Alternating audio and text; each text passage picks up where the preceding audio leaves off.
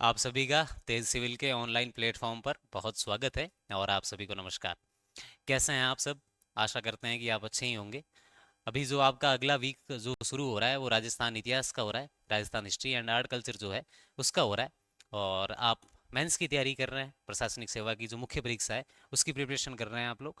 RPSC के द्वारा जो हमें पाठ्यक्रम दिया गया है उसकी हम थोड़ी सी चर्चा करेंगे उससे पहले, क्योंकि आपका वीक जो है शुरू हो रहा है, तो उससे पहले जो अपना पाठ्यक्रम है उसके ऊपर चर्चा करेंगे, जो सिलेबस है उस पर। और कुछ एक पीवाईक्यू जो पूछे हुए हैं हमें कि क्यों पूछे जाते हैं, या फिर क्या जो है कई बार ऐसे प्रश्न पूछे गए हैं कि हम देखते हैं कि ये क्यों पूछे गए, तो उसके ऊपर भी जो है हम विस्तृत रूप से चर्चा करेंगे। जो जो भी पूछे गए वो हमारे आसपास ही रहते हैं। बस थोड़ा सा हमें अवेयर होकर, जागरूक होकर उन चीज़ों को देखना पड़ता है। अगर देखते रहते हैं तो निसंदेह वो सारी की सारी चीज़ें जो है अपन लिख सकते हैं। ठीक है, सीधा अपन चर्चा करते हैं अपने पाठ्यक्रम पर। तो अपने पाठ्यक्रम के अंदर क्या दिया हुआ है? खंड जो है राजस्थान का इतिहास, कला और संस्कृति, साहित्य, परंपरा और धरोहर। इसके अंदर जो टॉपिक है वो हमें पढ़ना है। पहली लाइन लिखी हुई है कि प्राग ऐतिहासिक काल से 18वीं शताब्दी के अवसान तक राजस्थान का इतिहास जो है, मतलब इसके अंदर आपकी सभ्यताएं सारी आ गई। जितनी भी सभ्यताएं एंड सिविलाइजेशन है राजस्थान की, वो सारी आ गई। और अगर इसके साथ हम देखें तो हमारा जो जनपद युग रहा हुआ है वो पूरा आ गया इसके साथ, कि जब अपने राजस्थान के अंदर विभिन्न जगहों पर जनपदों की स्थापना हुई तो वो अपने इसके अंदर आ गया। और अगर हम देखें तो हमारे इस पॉइंट के अंदर ऐतिहासिक जो केंद्र है राजस्थान के अंदर, वो भी इसके अंदर आ जाते हैं। ऐतिहासिक केंद्र यानी जैसे टोडा रायसिंह है जिसका पुराना नाम तक्षकगढ़ है, और मंडोर है, बयाना है, ये सारे के सारे अपने ऐतिहासिक केंद्र रहे हुए, चाकसू है, तो वो अपने ऐतिहासिक केंद्र वाला भी इसके अंदर आ जाता है।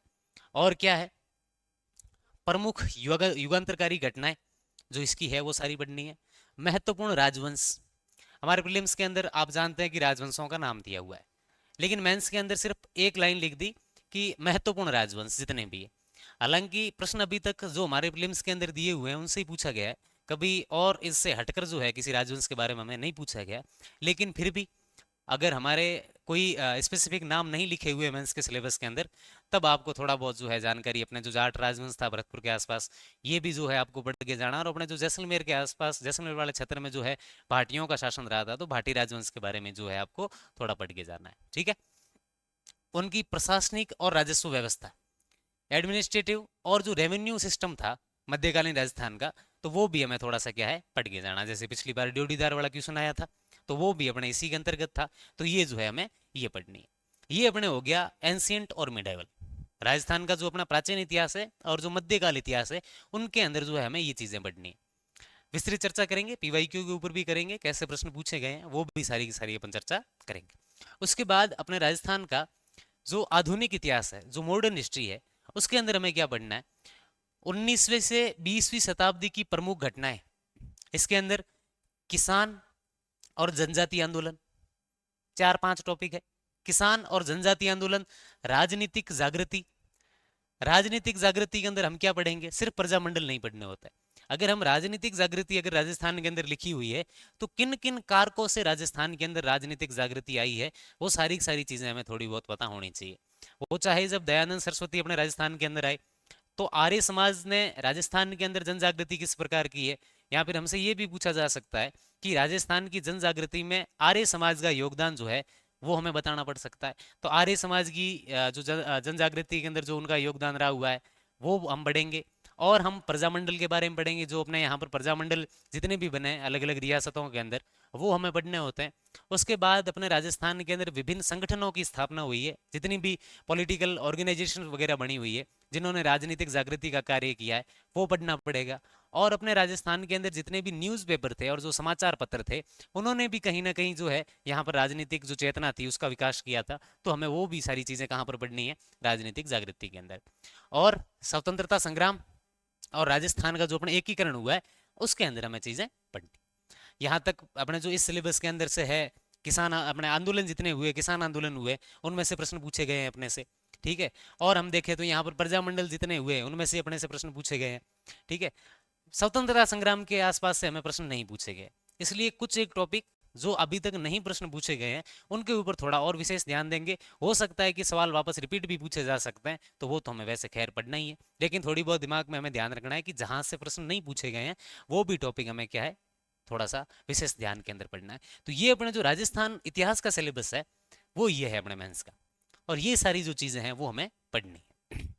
अब अगर आर्ट कल्चर की बात करें, कला और संस्कृति की, तो राजस्थान की धरोहर, प्रदर्शन एवं ललित कलाएं, हस्तशिल्प, वास्तुशिल्प, जो मंदिर वाले प्रश्न पूछे गए, राजस्थान में विश्व विरासत के प्रमुख स्थल, और राजस्थान में पर्यटन, मेले, पर्व, लोक संगीत और लोक नृत्य, ये सारे के सारे जो टॉपिक है सीधे नाम लिखे हुए, और सीधे जो है आपको ये टॉपिक पढ़ना है। जो अपने आरबीएससी की बुक्स उठाते हैं या फिर हिंदी ग्रंथ अकादमी की जो है अपनी किताब उठाते उठाते हैं राजस्थान सरकार की, तो उन सब के अंदर सीधे जो है हमारे टॉपिक लिखे हुए हैं और वो हमें पढ़ना है।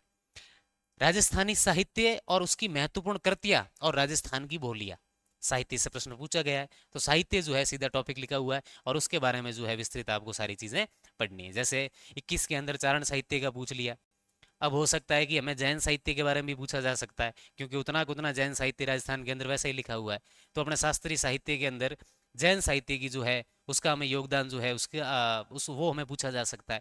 और हम देखें तो हमारे यहाँ राजस्थान के अंदर राजाओं के द्वारा बहुत सारी किताबें लिखी गई है, तो हमें हो सकता है उनका पूछ ले कि भाई साहित्य के अंदर जोधपुर के अपने जो महाराजा जसवंत सिंह जी थे उनका योगदान बताइए, महाराणा कुंभा का योगदान बताइए, बीकानेर के राय सिंह जी का योगदान बताइए। अनेक राजा थे जो किताबें लिख के गए थे, तो वो सारी चीजें अपने साहित्य के अंदर भी आती है, और इस प्रकार से जो अलग अलग एंगल से हम देखें तो इस प्रकार से प्रश्न भी हमें साहित्य से जो है पूछे जा सकते हैं। और है राजस्थान के संत, लोक देवता और जितनी भी महत्वपूर्ण विभूतियां रही हुई है, जो व्यक्तित्व है, वो सारी चीजें हमें आर्ट कल्चर के अंदर पढ़नी। ये अपने जो मुख्य आरएस का सिलेबस रहा है मेंस का जो है वो हमें ये जो बिंदु है ये सारे हमें पढ़ने। ठीक है, अब बात करते हैं सोर्सेज की, कि आखिर स्रोत क्या है जो हम राजस्थान साहित्य को पूरा ऑथेंटिक ढंग से पढ़ें। ऐसा भी नहीं कि कुछ ऐसा हमें पूछ भी लिया गया और जो हमने कभी सुना भी नहीं हो, कभी देखा भी नहीं हो, कभी उसके बारे में कुछ आज तक कभी बात ही नहीं हुई हो, और कम से कम ऐसा तो हो कि कहीं से एक बार आंख से निकल जाए तो हम दो चार लाइन जो भी हो वो लिख पाए। तो सोर्सेज क्या है, एक तो देखो अपने माध्यमिक शिक्षा बोर्ड जो है आरबीएससी है उसकी पुस्तकें, कौन कौन सी पुस्तकें, मुख्य बात कर रहा हूँ मैं, अभी ओल्ड आरबीएससी की बात नहीं कर रहा हूँ, उसकी भी बात करूंगा कि हमें कौन से टॉपिक है जो ओल्ड आरबीएससी से पढ़ने। अपने आरबीएससी जो नई आरबीएससी है उसकी कक्षा 9 की किताब है राजस्थान का स्वतंत्रता आंदोलन और शौर्य परंपरा। यहाँ पर हमें राजस्थान का मॉडर्न जो हिस्ट्री है, जो आधुनिक इतिहास है, वो सारा का सारा यहाँ पर मिलता है, यहाँ से हम पढ़ सकते हैं। अपने क्लास 10th की जो है, क्लास 10वीं की किताब है राजस्थान का इतिहास और संस्कृति। यहाँ पर हमें राजस्थान का इतिहास मिल जाता है, जो हिस्ट्री है राजस्थान की वो मिल जाती है, और जो कुछ संस्कृति से संबंधित जो बिंदु है वो भी हमें यहाँ पर मिल जाता है। और अगर हम आरबीसी से बढ़ते हुए, अभी ओल्ड आरबीसी की भी बहुत सारी बुक्स है जो हमारी पहले थी, अभी जो नई वाली आरबीसी आई उससे पहले को थी। अगर हम और थोड़ा सा आगे बढ़कर देखें कि नहीं, हम तो और थोड़ा और विस्तृत रूप से जो है चीज़ों को पढ़ना चाहते हैं, तो अपने जो हिंदी ग्रंथ अकादमी है, जो भारत अपने जो शिक्षा मंत्रालय जो भारत सरकार है उन्हीं का ये एक उपक्रम है। यहाँ पर अपने इतिहास के ऊपर बहुत सारी किताबें हैं, हर एक मतलब सब्जेक्ट या विषय के ऊपर उनकी किताबें प्रकाशित होती है। उसी के अंदर अपने राजस्थान इतिहास की जो किताब है वो भी हमें वहाँ मिलती है, तो हम उनको भी जो है पढ़ सकते हैं। एक अपने डॉक्टर हुकुमचंद जैन और डॉक्टर नारायण लाल माली की किताब है, कौन सी किताब है, राजस्थान का इतिहास, संस्कृति, परंपराएं एवं विरासत। इसके अंदर हमें राजस्थान का सारा इतिहास एक ही किताब के अंदर मिलता है, और अगर ज्यादा हम पढ़ें तो इसको भी जो है पढ़ सकते हैं।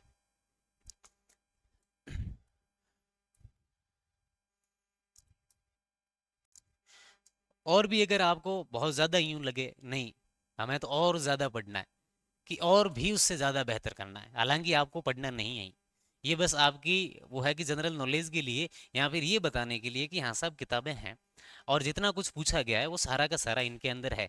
ऐसा कुछ भी नहीं है कि कुछ चीज़ें थी नहीं है वो हमसे पूछ ली गई, ऐसा कभी भी नहीं होता है। आरपीएससी ने आज तक ऐसा एक भी प्रश्न अपने किसी एग्जाम के अंदर ऐसा नहीं पूछा है जो कहीं यहाँ था ही नहीं।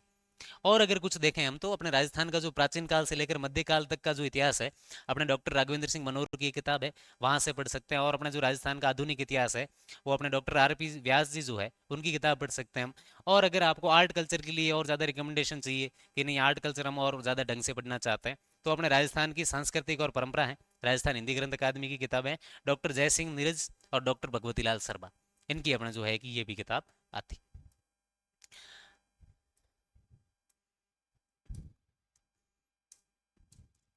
अब हम बात करते हैं अपने कुछ जो टॉपिक दिए हुए हैं पाठ्यक्रम के अंदर, सिलेबस के अंदर।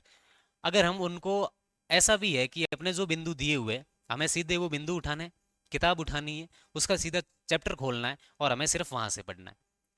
ऐसा भी हम जो है, ये आमतौर पर ऐसा ही किया जाना चाहिए। और आप जो है सीधा यहीं से पढ़ो कि हमें जो है ये टॉपिक पढ़ना है, कि माना हमें किसान आंदोलन पढ़ना है, तो हमने 9th की किताब उठाई, सीधा जो चैप्टर था वो खोला और वहां से पढ़ा।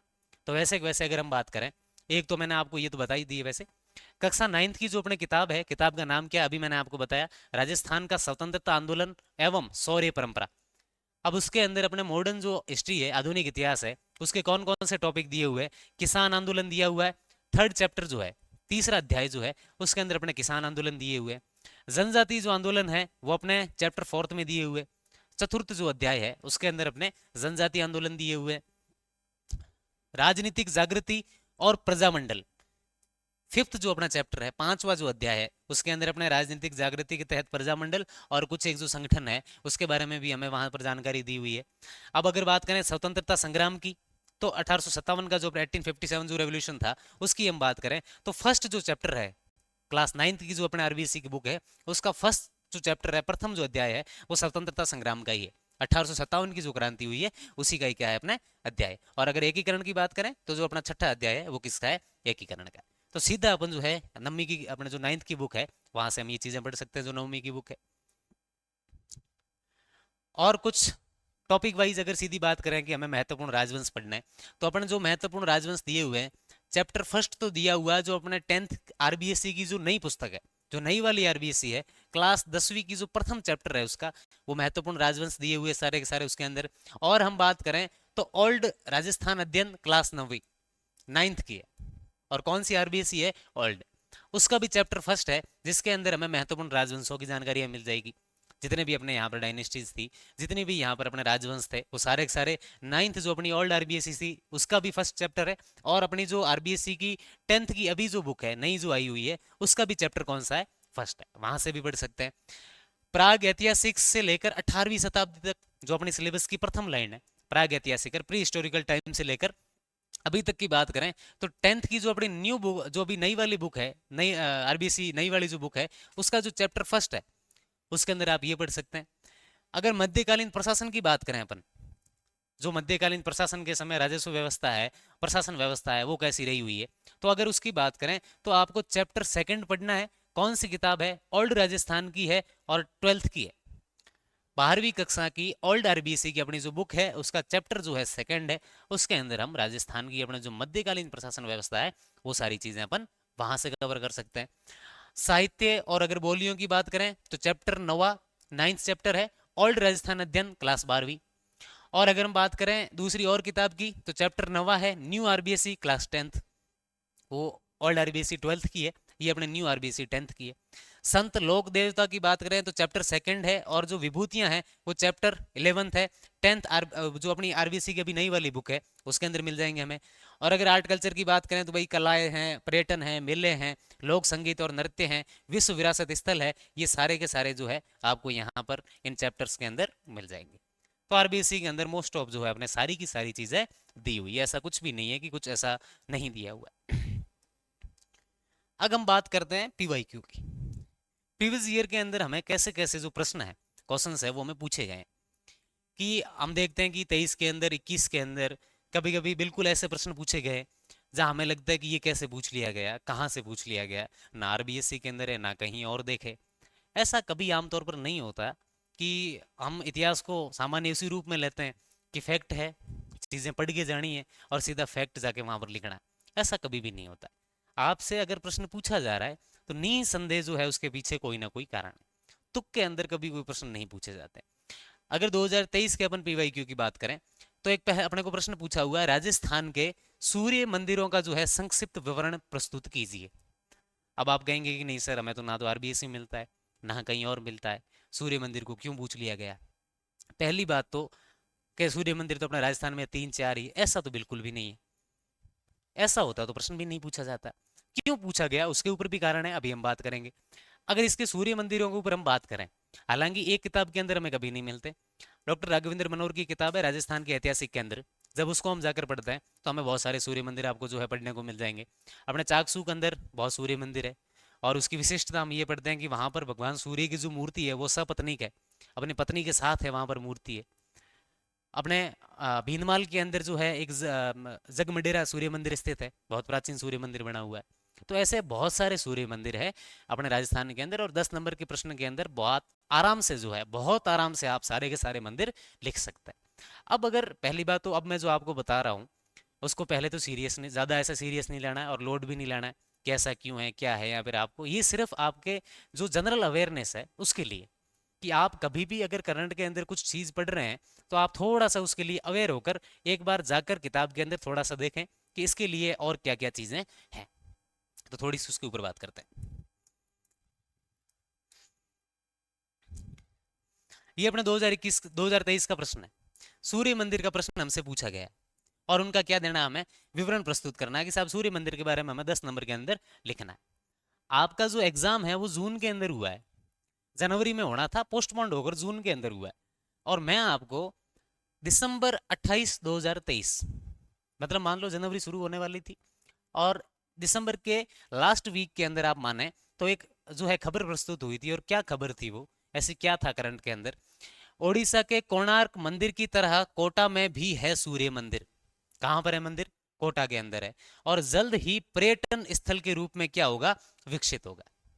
कौन कर रहा है, जो अपने केंद्र सरकार है, वो अपने कोटा का जो बूढ़ादित्य सूर्य मंदिर है उसको पर्यटन स्थल के रूप में क्या कर रहा है, विकसित कर रहा है। दिसंबर की न्यूज थी, और जब आपका एग्जाम हुआ उसके अंदर आपसे सूर्य मंदिर का सीधा ही पूछ लिया गया। बूढ़ादित्य का सूर्य मंदिर जो है अपने करंट के अंदर था, न्यूज के अंदर था, खबरों के अंदर बहुत ज्यादा चला, सामने आ गई सीधी चीज, और सीधा ही आपसे पूछ लिया कि साहब मुझे तो सूर्य मंदिर के बारे में 10 नंबर के अंदर लिख के बता दो। तो वो सारा आपको यहाँ से पूछा गया, जितना सारा सारा का सारा जो आपको पूछा वो यहाँ से पूछा गया। अगर हम अगले प्रश्न की बात करें तो अगला प्रश्न पूछा हुआ है, भारत छोड़ो आंदोलन के प्रति जयपुर प्रजामंडल के दृष्टिकोण का जो है आपको आलोचनात्मक जो है मूल्यांकन करना है। क्या करना है आपको, जयपुर प्रजामंडल का भारत छोड़ो आंदोलन के जो है उसके प्रति आलोचनात्मक जो है आपको मूल्यांकन करना है। अब ये प्रश्न जो पूछा गया है ये भी कहीं ना कहीं जो है आपने जब आप करंट पढ़ रहे थे उस समय तो आपके कहीं ना कहीं दिमाग में आया, कहीं कहीं आपने उस चीज को पढ़ा था। कहां पर पढ़ा था, देखो अगस्त 9 2023 की खबर है, याद रखना आपका मेंस है जनवरी में होने वाला था, और खबर कब की है, अगस्त 2023 की ये खबर है। क्या खबर है, भारत छोड़ो आंदोलन जब राजस्थान के इस शहर की जनता ने बम धमाकों से मचा दी थी खलबली। और देखें ये रिपोर्ट, और ये आर्टिकल जो लिखने वाले व्यक्ति है, ये कौन है लिखने वाले व्यक्ति, ये व्यक्ति है डॉक्टर भवानी सिंह राजपुरोहित, इतिहास विभाग जेएनयू जोधपुर। कौन है, जेएनयू जोधपुर के इतिहास विभाग के क्या है ये प्रोफेसर है। और इन्होंने जो है यहाँ पर एक आर्टिकल लिखा था जिसके अंदर जयपुर प्रजामंडल से संबंधित बहुत सारी चीजें लगी हुई है। जब मिर्जा अपने हीरालाल शास्त्री और मिर्जा इस्माइल के मध्य समझौता हो जाता है, और समझौते के तहत भारत छोड़ो आंदोलन के अंदर जयपुर प्रजामंडल भाग नहीं लेता है, बाबा हरिश्चंद्र खुद के नेतृत्व के अंदर एक आज़ाद मोर्चा नामक एक अलग संगठन बनाते हैं और बहुत सारे नेताओं को अपने साथ लेके जाते हैं। उससे संबंधित सारी की सारी जानकारी जो है इस आर्टिकल के अंदर लिखी हुई है। सन 1857 की क्रांति के बाद अंग्रेजों के विरुद्ध भारत में सबसे बड़ा आंदोलन 9 अगस्त को भारत छोड़ो आंदोलन माना जाता है, और रियासतों में इसका नारा राजाओं अंग्रेजों साथ छोड़ो था। लेकिन जयपुर में हीरालाल शास्त्री ने सरकार से जेंटलमैन एग्रीमेंट करके बड़े जानवरों को जो है इससे दूर रखा, और ये जरूर कुछ नाराज नेताओं ने बाबा हरिश्चंद्र के नेतृत्व में आजाद मोर्चे का क्या किया था, गठन कर लिया था। और ये जो है आपको इस सवाल के अंदर लिखना था। इसके अंदर आप जब आप पूरा और आर्टिकल पढ़ेंगे तब आपको और चीजें पूरी की पूरी प्रजामंडल से आजाद मोर्चा से संबंधित सारे का सारा पूरा आर्टिकल लिखा हुआ है, और जो व्यक्ति लिखने वाले कौन है वो मैंने आपको बता दिया। और अब आप तो ये और ज्यादा बेहतर से जानते होंगे कि प्रश्न बनाने वाले होते हैं वो कौन होते हैं। क्लियर है यहाँ पर, चलो अगले प्रश्न की चर्चा करते हैं। अगला एक प्रश्न पूछा हुआ है कि ड्योढ़ीदार जो है वो किसे कहा जाता है, ड्योढ़ीदार कौन है। और इस सवाल के बाद पूरी खलबली थी कि आरबीएससी में नहीं है, नोट्स में नहीं है, कहीं पर नहीं पढ़ा, क्या था क्या है क्या नहीं है। ऐसा कभी कुछ भी नहीं होता। हालांकि आप जब रामप्रसाद व्यास की अपने सांस्कृतिक विरासत परंपरा पढ़ेंगे, गोपीलाल अपने शर्मा जी की जब पढ़ेंगे आप सांस्कृतिक परंपरा राजस्थान का जो विरासत है वो पढ़ेंगे, यहाँ चाहे आप जय सिंह नीरज की अपने सांस्कृतिक विरासत परंपरा पढ़ेंगे, ये शब्द आपको आमतौर पर सब जगह मिल जाएगा। ड्योढ़ीदार के बारे में आपको सारी जानकारी मिल जाएगी। लेकिन ये प्रश्न पूछा क्यों गया, इसके पीछे क्या कारण था, क्यों पूछ लिया अचानक जो उठाकर ड्यूटीदार क्यों पूछ लिया, जो आम किसी किताबों के अंदर हमें नहीं मिलता, वो प्रश्न क्यों पूछा गया। आप सबने सुना होगा, अपने एक संस्थान है राजस्थान के अंदर और वो है राजस्थानी ग्रंथाकार। कौन सी है वो, राजस्थानी ग्रंथाकार। आप जानना इसके बारे में, जब आप जानोगे और ज्यादा पता चलेगा आपको। ये जो बुक है, इनकी द्वारा एक बुक पब्लिश हुई थी, एडिशन 2024 का है। जैन के फर्स्ट वीक के आसपास जो है ये बुक पब्लिश हुई थी। और कौन सी बुक है, महेश चंद्र माथुर की एक बुक है, राजस्थान में गौरवशाली इतिहास में कायस्थों की भूमिका। और जब आप जाकर उस बुक की समरी सिर्फ देखते हैं, मैं बुक पढ़ने को नहीं कह रहा हूँ आपको, सिर्फ जाकर आप जब समरी पढ़ते हैं, तो यहाँ पर आपको राजस्थान के मध्यकाल के अंदर जो मारवाड़ के अंदर जो प्रशासन व्यवस्था थी अपने, वहां पर और कौन कौन से पद थे, कौन कौन सी पोस्ट थी, कौन कौन से अधिकारी किस किस रूप में वहां पर क्या क्या कार्य करा करते थे, वो सारे के सारा यहाँ पर मेंशन किया हुआ है। और इसके बीच में आप एक शब्द देख रहे होंगे, ड्योढ़ीदार। कौन सा शब्द देख रहे हैं, ड्योढ़ीदार, पूछ लिया। अब यहाँ पर आपको घबराना नहीं है कि सर हम इतना कुछ सब कुछ थोड़ा ही देखेंगे, ये सिर्फ आपकी जनरल अवेयर के लिए, और आपको इतना ज़्यादा नहीं जानना होता कभी भी। आपको जो अपने पेज के ऊपर लिखा हुआ था कौन सा चैप्टर कहाँ पर पढ़ना है, और कुछ ज़्यादा और चीज़ें ढंग से आपको पढ़नी हो, तो अपने जो हुकुमचंद जैन वाली किताब है वहाँ से कवर कर सकते हैं। ये सिर्फ आपके जनरल अवेयरनेस के लिए कि अगर आप कोई भी चीज़ खबर के अंदर देख रहे हैं जो हिस्ट्री से संबंधित है, तो आपको पूरा का पूरा जाकर एक बार उसके बारे में जानना है कि आखिर है क्या। आपने चाहे किसी भी मंदिर के बारे में पढ़ा हो, आपको उसके बाद उस मंदिर की शैली पता होनी चाहिए, वो मंदिर किस काल का बना हुआ है ये आपको पता होना चाहिए, वो मंदिर बनाया किस वंश के द्वारा गया और किस राजा के द्वारा बनाया गया ये भी आपको पता होना चाहिए। और उस शैली के अंदर राजस्थान के अंदर और कौन कौन से मंदिर है वो सारे के सारे आपको पता होना चाहिए। जैसे कि इसके अंदर और बहुत सारे शब्द लिखे हुए हैं, किलेदार, दरोगा, हकम, फौजदार, फौज बख्शी। अब आरपीएससी के आप जनवरी 24 के बाद जो है आप बहुत सारे एग्जाम देखो, उसके अंदर सब के अंदर ये जो है टर्म्स पूछी गई है, और वो हर एग्जाम के अंदर नहीं थी कि कैसे पूछा जा सकता है। तो ऐसा कभी भी नहीं होता कि हमसे जो सवाल है वो कहाँ पर पूछे जाते हैं या फिर क्यों पूछे जाते हैं। सब कुछ हमारे पास में ही होता है, इधर इधर से ही होता है, हम कुछ पढ़ लेते हैं और उसको छोड़ देते हैं। तो अभी आपको जो भी आप पढ़ो, जनरल अवेयर रहकर थोड़ा सा पढ़ा करो, जागरूक रहकर। कोई भी करंट के अंदर न्यूज़ पढ़ी, थोड़ा बार बाहर जाकर किताब के अंदर जाकर या कहीं और आप जो है रिसर्च करके उस चीज़ के बारे में और थोड़ी सी जाने। कोई मंदिर आ गया तो उसके बारे में पूरा पढ़ लिया, अगर किसी राजा के ऊपर आर्टिकल आ गया, किसी राजा के बारे में कहीं पर कुछ लिखा हुआ आपको मिल गया कि भाई हाल फिलहाल में इनके ऊपर जो है चर्चा चल रही है, या फिर कोई हाल फिलहाल में इनके ऊपर कुछ बुक आई है, लिखने वाला व्यक्ति ये है, करंट में तो आप पढ़ते ही हैं, तो थोड़ा सा जाके और राजा के बारे में पढ़ लो, क्या चीज़ें थी, क्या साहित्य के अंदर उनका योगदान था, राजनीतिक जो है उनकी उपलब्धियां क्या रही हुई है, सांस्कृतिक उनकी जो उपलब्धियां हैं वो क्या क्या रही हुई है, क्या किन्हीं और चीज़ों के अंदर अगर आधुनिक अपने कोई राजा रहे हुए हैं तो क्या उनका किन्हीं और चीज़ों के अंदर योगदान रहा हुआ है, अंग्रेजों के साथ उनकी नीति कैसी थी, या फिर क्या उन्होंने अंग्रेजों का साथ नहीं दिया। जैसे कि हम बूंदी के राम सिंह जी के बारे में पढ़ते हैं कि उन्होंने अंग्रेजों के साथ जो है तटस्थ उदासीनता की जो है उन्होंने नीति अपनाई थी, वो बिल्कुल उदासीन थे, उन्होंने ना अंग्रेजों का साथ दिया था 1857 की क्रांति के समय, और ना कोई दूसरी चीजें की थी।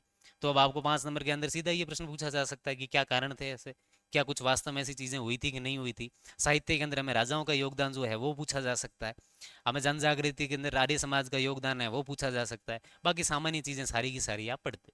हाँ ये जरूर है कि अगर आप समाचार के अंदर, कोई न्यूज़ के अंदर, एक तो ये है कि अखबार पढ़ना हमेशा जो है, आप 1 घंटा 1.5 घंटा अखबार हमेशा पढ़ना, आपको जो है बहुत ज़्यादा फायदा होगा, ये निश्चित है, मान के चलना। अगर हिस्ट्री से संबंधित कुछ भी आपके सामने आता है तो आप थोड़ा सा जो है उसके बारे में और ज़्यादा जो है चर्चा एक बार जो है पढ़ लिया करना आप। ठीक है, बाकी और कोई आपको प्रॉब्लम हो तो निसंदेह अपन जो है ऑफिस के अंदर विस्तृत रूप से, या फिर लाइब्रेरी के अंदर जो आप बैठे ही हो, तो वहाँ पर और ज़्यादा अपन क्या कर लेंगे, चर्चा कर लेंगे। ठीक है, आप सभी को बहुत बहुत धन्यवाद, नमस्कार।